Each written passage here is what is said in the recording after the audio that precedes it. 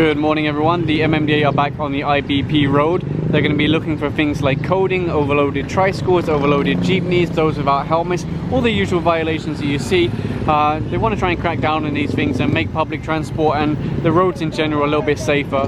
They just stopped this tricycle here. There's 3 in the sidecar, 3 on the bike itself. That makes 6 people. The maximum they're actually allowed on this tricycle is 4.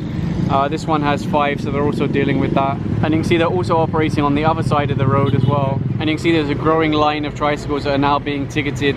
It's a very common issue. Now you might wonder, what's the big deal about a tricycle picking up a couple of extra passengers? Well, it affects the handling, it affects the braking, it affects the speed. For example, they go very slow, like duk, duk, duk, duk, duk. So that causes extra congestion. So there are many reasons why you want to prevent overloading. They just stopped this motorcycle rider now. His back rider didn't have a helmet. As long as he has a license, it will just be a ticket and then he can continue on his way minus the passenger. So he's just writing out the ticket now. It turns out the guy's license was confiscated yesterday for counterflowing. So he still has a ticket from yesterday and then he'll have a ticket today for his back rider not having a helmet. This tricycle here is actually being impounded. The driver showed a license, but he can't show any OR, CR, franchise or anything like that. And I can see this enforcer telling this jeepney to come over. You can see passengers hanging off the back. That suggests that it's probably overloaded. And you can see the enforcer's just writing out the ticket now for the jeepney. Right now they're issuing a ticket to this rider. He has an excess passenger, a young boy, no helmet of course. Right now they're pulling in this motorcycle. The back rider is wearing a construction helmet, a hard hat. So they just issued the ticket now. Over here another motorcycle they stopped. Again, excess passenger, a small boy. Quite disappointing. And I can see one of the enforcers now pulling in this vehicle, but I'm not sure why. So they stopped this one for verification.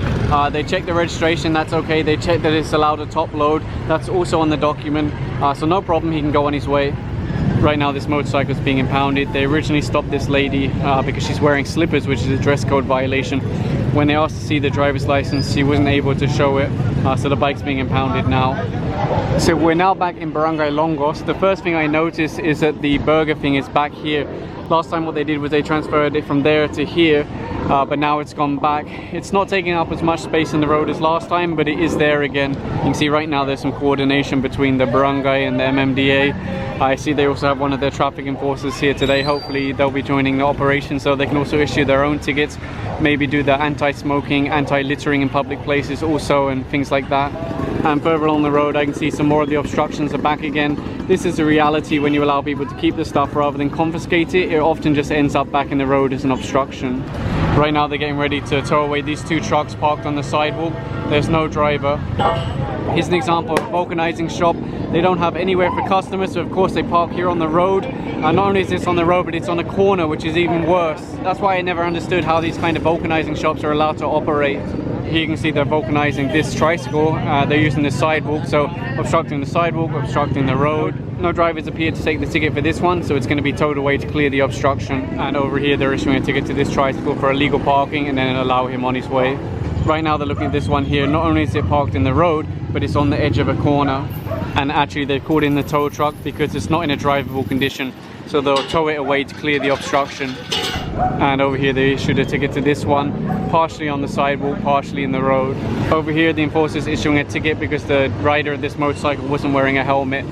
And you can see the SCOG truck has arrived, so they'll be clearing the sidewalks and any other obstructions. Just over here a tow truck's getting ready to pick up this one. Parked here in the road, there's no driver, so it's being towed away to clear it. Another thing I've been noticing is so many of these tricycles don't have any side mirrors. The reason why I noticed it is because I was walking past one and then suddenly he pulled away and nearly hit me because of course he doesn't have any side mirrors to check who's beside him. This driver over here is a little bit upset because he has multiple vehicles that he wants to take tickets for. The thing is, if they ticket you, you have to immediately move the illegally parked vehicle. Of course you can't drive multiple vehicles at once, so they're going to give him a ticket, let him drive one away, but then the others will be towed away to clear the obstruction. And further on the road you can see this one is also being towed away, partially on the sidewalk, partially in the road. And over here they're issuing tickets to these 2 vehicles, again partially on the sidewalk, partially in the road. They do have drivers, so they're just tickets, then they can move the vehicles. And on the other side of the road you can see a tow truck's getting into place to take this one off the sidewalk. And further along the road they're hooking up to this one to tow it away, again obstructing the sidewalk. So if you look here, this bit here is the sidewalk. This ramp I don't think should even be here because it's a road. But once you go further along, it's obstructed by these businesses. So they've opted for a self-demolition, although, you know, the truth is when you let people self-demolish, 99% of the time you come back and they haven't done it. Why? Because there's no penalty, so why should you bother doing it? Here you have a motorcycle with an excess passenger. Aside from the excess passenger, they're also all wearing slippers, which is a dress code violation, so the enforcer's just going to issue the ticket now. Over here they stopped a motorcycle rider. He's not wearing a helmet. He already has the license, so he can issue the ticket and let the man on his way, but he'll have to push the bike until he gets a helmet. Somebody came over to complain that their car was towed. The towing crew are now showing photos of exactly where the car was, and the enforcer's also showing the photos that he took. Right now Bongs is explaining that if she feels like they've still made a mistake, even if they had the photos, then she can go through the complaints process and contest the ticket. Right now they stopped this motorcycle rider, no helmet. They'll ask to see the license and then issue a ticket, and he'll have to walk it until he gets a helmet. Here comes a motorcycle, 2 riders, no helmets. They're just being stopped now, and they're probably going to be on the TV because they're doing a little interview here right now, and they're just in the background. In fact, it turns out they both have helmets. They're just carrying them instead of wearing them. And over here they've stopped another motorcycle rider, no helmet. Over here they've stopped a motorcycle. There's an excess passenger, and the 2 at the back don't have helmets. The enforcer already got the license, so he's just writing out the ticket now, and the 2 back passengers have gone down and they're just going to walk.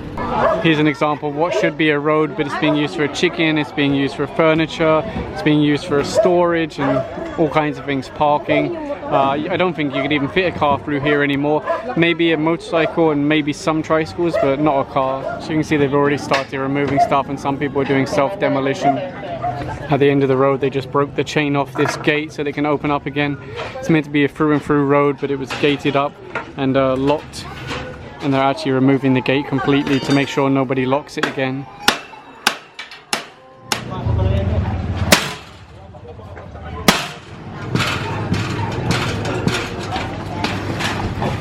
So that's one gate down now. And there you go, it's now an open road again. It is meant to be a public road, so there's no reason to gate it off. And the parked vehicles are also being moved now.